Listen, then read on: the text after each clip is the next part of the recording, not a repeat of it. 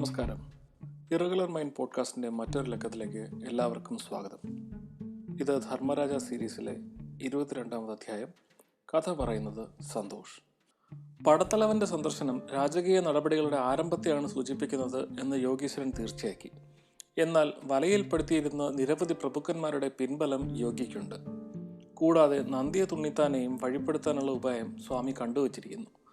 തടവിൽ കിടക്കുന്ന കേശവൻകുഞ്ഞിൻ്റെ കത്ത് കൈവശമുണ്ട്. രാജാവിൻ്റെ ആൾക്കാരാണ് കേശവൻകുഞ്ഞിനെ തടവിലാക്കിയിരിക്കുന്നത് എന്ന് വ്യക്തമായ സൂചന അതിലുണ്ട്. ഉണ്ണിത്താൻ അത് കാണുമ്പോൾ തീർച്ചയായും രാജാവിനെതിരെ തിരിയും. പിന്നെ ഒറ്റക്കൊമ്പനായ പടത്തലവൻ വിചാരിച്ചാലും യോഗീശ്വരനെ തടയാനാവില്ല. അടുത്ത ദിവസം മുതൽ രാജാവ് ഭദ്രദീപ ദീക്ഷ തുടങ്ങുകയാണ്. അതിനിടെ മഹാരാജാവിനെ കാണാൻ പടത്തലവന് കഴിയുകയില്ല. ദീക്ഷ അവസാനിക്കുന്നതാവട്ടെ ദക്ഷിണായനത്തോടെയാണ്. അതിനു മുൻപ് ഹൈദരുടെ സൈന്യമെത്തും. പിന്നെ കാര്യങ്ങൾ എളുപ്പമാകും. എല്ലാം ഭദ്രം എന്ന് കണക്ക് കൂട്ടി യോഗീശ്വരൻ ശിഷ്യനായ കളപ്രാക്കോട്ട തമ്പിയെ സ്വീകരിക്കാൻ തയ്യാറായി. യോഗീശ്വരവാടത്തിന്റെ സ്വീകരണമുറിയും മറ്റും ദേവലോകതുല്യം അലങ്കരിച്ചിരിക്കുന്നു. ആയുധധാരികളായ നിരവധി ഭടന്മാർ നിശബ്ദം അച്ചടക്കത്തോടെ കാവൽ ജോലി നോക്കുന്നു. മന്ദമായി കേൾക്കുന്ന നാദസ്വരം. ആശ്രമ കവാടത്തിൽ ഷഹനായ് വാദനത്തിനൊപ്പം നഗരാവ് എന്ന പെരുമ്പറയുടെ ശബ്ദവും ഉയരുന്നു. ചേരമണ്ഡല പെരുമാളിനെ പോലെ ഹരിപഞ്ചാനന സ്വാമികൾ കേരളീയമായ ശുഭ്രവസ്ത്രം ധരിച്ചിരിക്കുന്നു. അഭൗമമായ ഒരു പരിമളം അവിടൊക്കെ പ്രസരിക്കുന്നു. കടന്നു വന്ന തമ്പിയുടെ കണ്ണുകൾ ഭക്തിഭാരത്താൽ അടഞ്ഞുപോകുന്നു. അഷ്ടൈശ്വര്യ സമ്പന്നനായ യോഗീശ്വരൻ എന്തുകൊണ്ടും വഞ്ചിനാട് ഭരിപ്പാൻ പരമയോഗ്യൻ തന്നെ എന്ന് ഭക്തനായ തമ്പിക്ക് തോന്നി. കളപ്രാക്കോട്ട ഭവനത്തിന്റെ ഭാഗ്യമാണ് അദ്ദേഹത്തിന്റെ ശിഷ്യത്വം സമ്പാദിക്കാൻ ഇടയാക്കിയത് എന്ന് സംതൃപ്തി പൂണ്ടു തമ്പി. വിനയാന്വിതനായ കളപ്രാക്കോട്ട തമ്പി ഗുരുവരന്റെ മുന്നിൽ നിന്നു.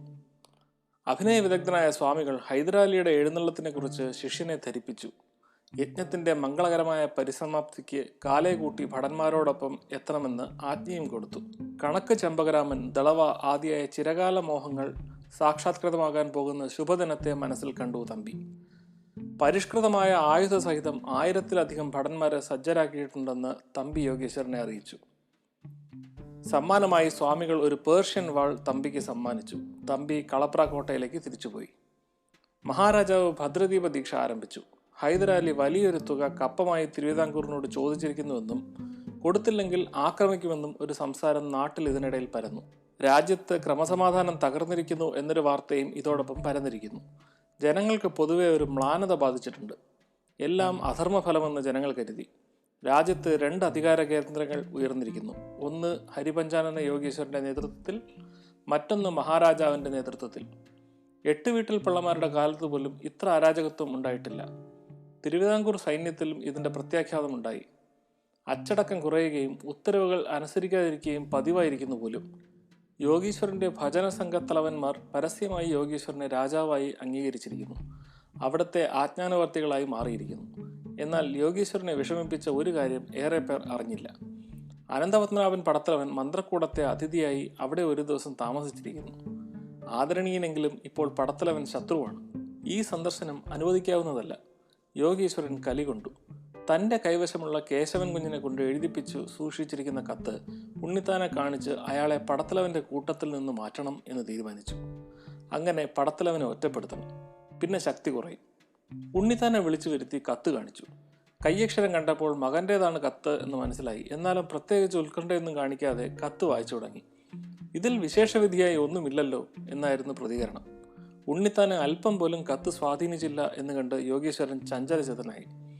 എന്നാൽ ഉണ്ണിത്താന്റെ മുഖത്ത് കോപമോ പരിഹാസമോ അല്ല, ആദരവാണ് പ്രകടമായത് എന്ന് കണ്ടപ്പോൾ സ്വാമികൾ വിസ്മയിച്ചു പോയി. ഉണ്ണിത്താന് എന്തോ പറയണമെന്നുണ്ടെങ്കിലും മിണ്ടാതെ നിൽക്കുന്നതുകൊണ്ട് യോഗീശ്വരൻ ചോദിച്ചു, ഇപ്പോൾ ബോധ്യപ്പെട്ടില്ലേ നാം മുമ്പ് ചന്ദ്രക്കാരനോടും മറ്റും പറഞ്ഞയച്ചത്? കേശവപിള്ളയുടെ കൂട്ടും ബന്ധുത്വവും നല്ല പന്തിയിലല്ല എന്ന് പറഞ്ഞതും നിങ്ങളുടെ പരിഭവത്തെ വർദ്ധിപ്പിച്ചു. രാജ്യത്തിലെ ധർമ്മഗതിയും സ്ഥിതികളും ഇപ്പോൾ മനസ്സിലായില്ലേ? കുറച്ചു നേരം ചിന്താഗ്രസ്തനായി നിന്നിട്ട് ഉണ്ണിത്താൻ ചോദിച്ചു, എന്നെ ഈ പെരുവഴിയിൽ കൊണ്ട് ചാടിക്കാൻ അവിടത്തേക്ക് തോന്നുന്നല്ലോ. കഷ്ടം, ഞങ്ങൾക്ക് ഗുരുസ്ഥാനമല്ലേ അവിടത്തേക്ക്? ഉണ്ണി ഇവിടത്തെ രക്ഷയിലാണെന്ന് കുറച്ച് മുമ്പ് തന്നെ എനിക്ക് മനസ്സിലായി ആശ്വസിച്ചിരിക്കുകയാണ്. ഈ അന്തർഗതം ഞാൻ ആരോടും പറഞ്ഞില്ല. അവിടുന്ന് എന്ത് വ്യാപാരത്തിലേക്കാണ് പുറപ്പെട്ടിരിക്കുന്നത്? ഉണ്ണിത്താന്റെ ചോദ്യം യോഗീശ്വരന്റെ രാജ്യദ്രോഹ പ്രവർത്തനത്തെയാണ് ഉദ്ദേശിക്കുന്നത് മനസ്സിലാക്കിയിട്ടും അത് മനസ്സിലാക്കാത്ത മട്ടിൽ തൻ്റെ പ്രവൃത്തികളെ ന്യായീകരിച്ചുകൊണ്ട് ഇങ്ങനെ പറഞ്ഞു സ്വാമികൾ. അണ്ണാവയ്യൻ, ഉമ്മിണിപ്പിള്ള എന്നിവരുടെ കൊലകൾക്ക് എന്ത് ചോദ്യമുണ്ടായി? രാജ്യം നശിച്ചു പോകുന്നത് കാണുന്നില്ലേ? ഈ സ്ഥിതിയിൽ പ്രജകൾക്ക് എന്ത് രക്ഷ? 4 ദിവസങ്ങൾക്കുള്ളിൽ ഭദ്രദീപ പ്രതിഷ്ഠ ഇളകി ഒരു നവകൃത വീര്യജൻ വേറൊരു ദീപത്തെ സ്ഥാപിച്ചേക്കാം. ഉണ്ണിത്താനും വിട്ടുകൊടുത്തില്ല. ജനങ്ങൾ പ്രജാധർമ്മമനുസരിച്ച് രാജഭക്തിയെ അനുവർത്തിച്ചാൽ ഭദ്രദീപം വാടാതെ എരിയും. അങ്ങനെ ഏക മനസ്കതയോട് തടുത്താലും അതിനെ അണയ്ക്കുന്നതിനൊരു വീരൻ വരുന്നുണ്ടെങ്കിൽ നമ്മുടെ ആളുകൾ മല കയറട്ടെ, അല്ലെങ്കിൽ കടലാടട്ടെ. എന്തായാലും അവിടത്തേക്ക് ഇക്കാര്യത്തിൽ എന്തു ബന്ധം?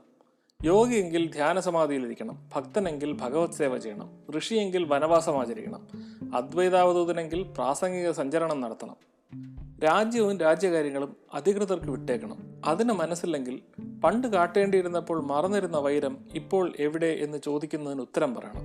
ഉണ്ണിത്താനെ പറ്റിയുള്ള യോഗീശ്വരന്റെ ധാരണ പാടെ തെറ്റായിരുന്നു എന്ന് മനസ്സിലായി. മീനാക്ഷിയുടെ അപ്പൂപ്പൻ കുട്ടിക്കോന്തിശനാണ് യോഗീശ്വരൻ എന്ന് ധരിച്ച് സംസാരിക്കുന്ന ഉണ്ണിത്താനോട് സംസാരിച്ചിട്ട് കാര്യമില്ല എന്ന് മനസ്സിലായ സ്വാമിക്ക്. രാജാവിനെ ദുഷിച്ചതുകൊണ്ട് യാതൊരു പ്രയോജനവുമില്ല. അത്രയ്ക്ക് രാജഭക്തനാണ് ഉണ്ണിത്താൻ. സ്വാമി പറഞ്ഞു, ഏഹെ, ശക്തന്മാർ ഇങ്ങനെ ഊർജിതവാദം ചെയ്യരുത്. നാം നിങ്ങൾ വിചാരിക്കും വണ്ണമുള്ള ആളല്ല. ശ്രീ ഭഗവതിയാണ് സത്യം. നിങ്ങളുടെ സ്വർഗസങ്കേതമായ രാജ്യം സംബന്ധിച്ച് നമുക്ക് ഒരു കാര്യവുമില്ല. ശ്രീപത്മനാഭൻ പള്ളി കൊള്ളുന്ന പുണ്യസ്ഥലം എന്ന് അഭിമാനിച്ചാണ് നാം ഈ സംസ്ഥാനത്ത് വന്നത്. ചന്ദ്രക്കാരനെ ശിഷ്യനായി സ്വീകരിച്ചപ്പോൾ നിങ്ങളോടും അതുകൊണ്ട് നിങ്ങളുടെ പുത്രനോടും ഒരു വാത്സല്യമുണ്ടായി. അയാളെ രക്ഷിച്ചുകൊണ്ടു പോരാൻ.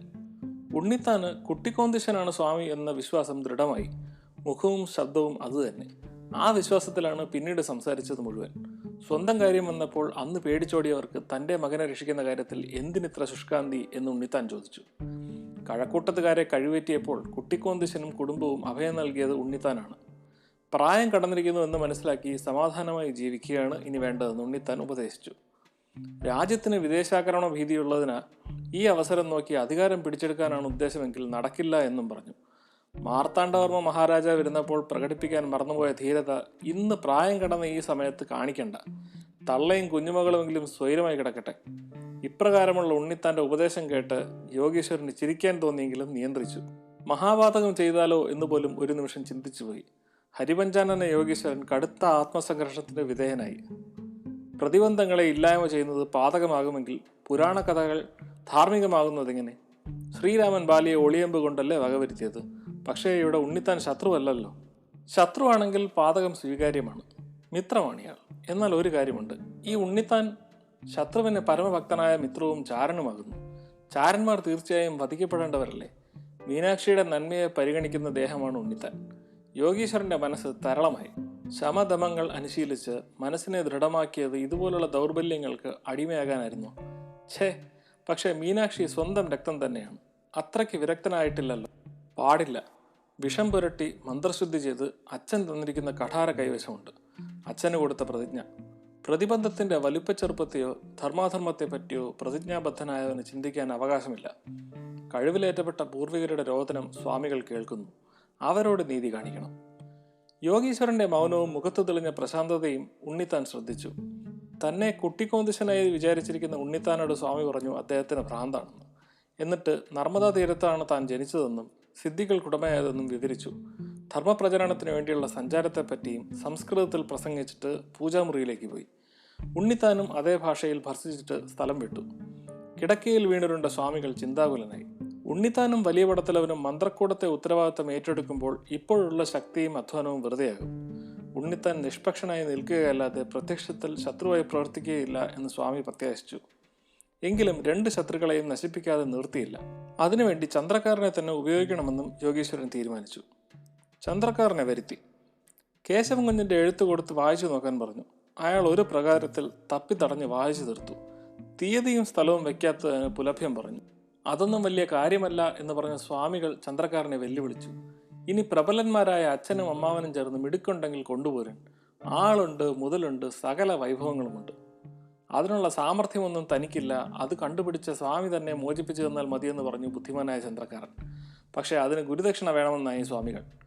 അത് സ്വാമിയുടെ മനസ്സിലിരിക്കട്ടെ എന്ന് വിചാരിച്ച് ചന്ദ്രക്കാരൻ പറഞ്ഞു, അയ്യാ, ഇത്തടിയനെ ഇപ്പം കമത്തിയും മലത്തിയും ഇട്ട് അടിച്ചാലും കൂറപ്പേൻ പോലും നുള്ളിയെടുപ്പാൻ കാണൂല.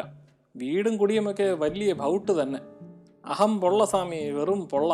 മുമ്പ് പറവച്ചളക്കും എന്ന് പറഞ്ഞ കാര്യം അപ്പോൾ സ്വാമി ചന്ദ്രക്കാരനെ ഓർമ്മിപ്പിച്ചു. ചന്ദ്രക്കാരൻ വിട്ടില്ല.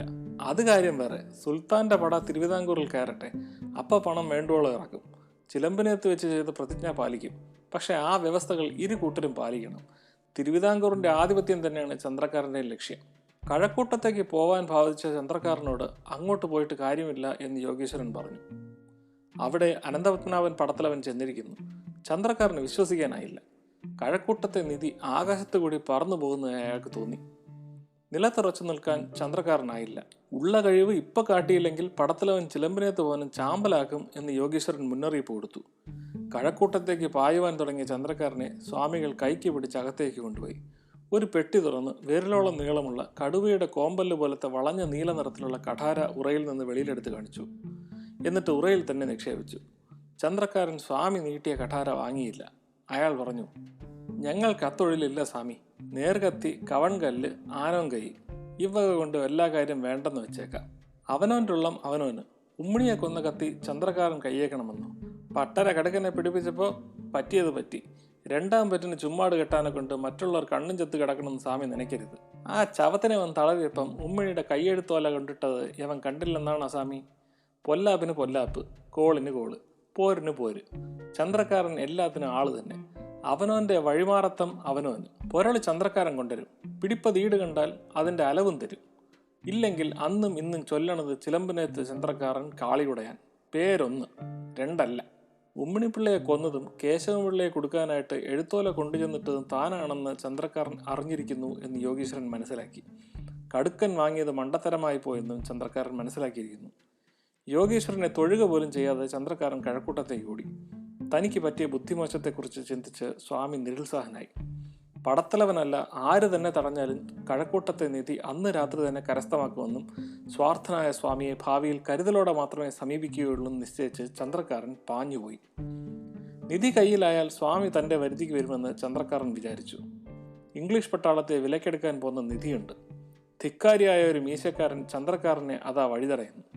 പന പോലെ ഭീമാകാരനായ ജനറൽ കുമാരൻ തമ്പി ചന്ദ്രക്കാരനെ ഒന്ന് തലോടി. എന്നിട്ട് ചെവിയിൽ പറഞ്ഞു, അവിടുന്ന് ആടിപ്പഞ്ചം തുടങ്ങിയാൽ 1 മാസത്തേക്ക് വീട്ടിലിരിക്കണം. മഹാരാജാവിന്റെ കൽപ്പന പടത്തലവൻ കുമാരൻ തമ്പി വഴി അറിയിച്ചതാണ്. ചന്ദ്രക്കാരന്റെ മുഖവും ശരീരവും വീർത്തു ചുവന്നു. തള്ളി വന്ന കോപത്തെ ഉള്ളിലൊതുക്കി കാണാം എന്നൊറ്റ വാക്കിൽ മറുപടി കൊടുത്ത് കഴക്കൂട്ടത്തെ നിധിയെ ലക്ഷ്യമാക്കി പാഞ്ഞു. ചുരുക്കത്തിൽ യോഗീശ്വരന്റെ പ്ലാനുകളൊന്നും വിചാരിച്ച പോലെ അങ്ങോട്ട് വർക്കൗട്ടാവുന്നില്ല. ഇവൻ മണ്ടനാണെന്ന് വിചാരിച്ച ചന്ദ്രക്കാരൻ പോലും സ്വാമിക്കിട്ട് തന്നെ പണിയുന്ന ലക്ഷണമാണ് കാണുന്നത്.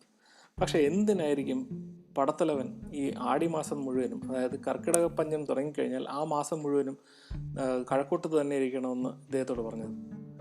വരും എപ്പിസോഡുകളിൽ അതും കേൾക്കാം. Stay tuned, stay safe. This is Santhosh signing off. See U.